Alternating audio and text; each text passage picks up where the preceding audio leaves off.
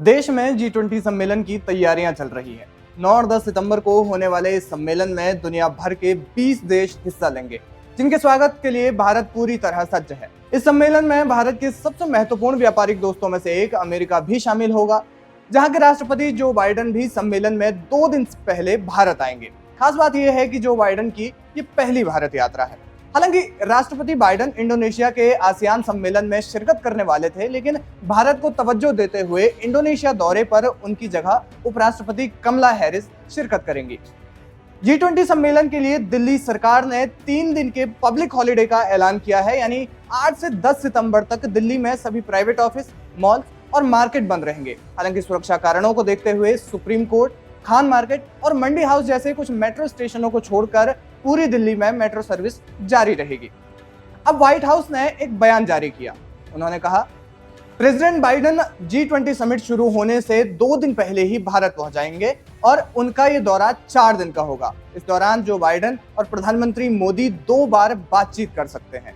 जानकारी के मुताबिक अमेरिकी सरकार इस दौरे को खासी अहमियत दे रही है, क्योंकि इस दौरान भारत और अमेरिका के बीच डिफेंस डील्स और कमर्शियल डील्स हो सकती है। वहीं प्रधानमंत्री मोदी और राष्ट्रपति बाइडेन के बीच रूस यूक्रेन युद्ध को लेकर भी अहम चर्चा हो सकती है। वैसे संक्षेप में जान लेते हैं कि इस बार का G20 सम्मेलन क्या है और क्यों ये इतना महत्वपूर्ण है। दरअसल इस सम्मेलन में 20 देशों के अध्यक्षों की वार्षिक बैठक होती है, जिसे G20 शिखर सम्मेलन के नाम से भी जाना जाता है। इस सम्मेलन में विभिन्न देशों के सभी मुद्दों जैसे कि आतंकवाद, आर्थिक परेशानी, ग्लोबल वार्मिंग, क्लाइमेट चेंज के साथ स्वास्थ्य और अन्य जरूरी मुद्दों पर चर्चा की जाती है। ये जानना अहम है कि पूरी दुनिया में जितना भी आर्थिक उत्पादन होता है, उसमें 80% योगदान इन्हीं G20 देशों का होता है। G20 देशों में अर्जेंटीना, ऑस्ट्रेलिया, ब्राजील, कनाडा, चीन, Germany, France, Bharat, Indonesia, Italy, Japan, Mexico, रूस, सऊदी अरब, दक्षिण अफ्रीका, दक्षिण कोरिया, तुर्की, यूनाइटेड किंगडम, संयुक्त राज्य अमेरिका और यूरोपीय संघ शामिल हैं। स्पेन को इस बार परमानेंट गेस्ट के तौर पर G20 समिट में आमंत्रित किया गया है।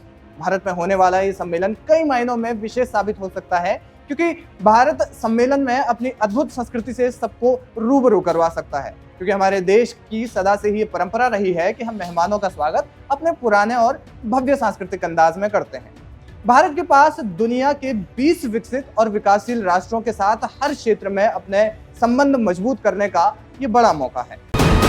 VK न्यूज, राष्ट्र के नाम।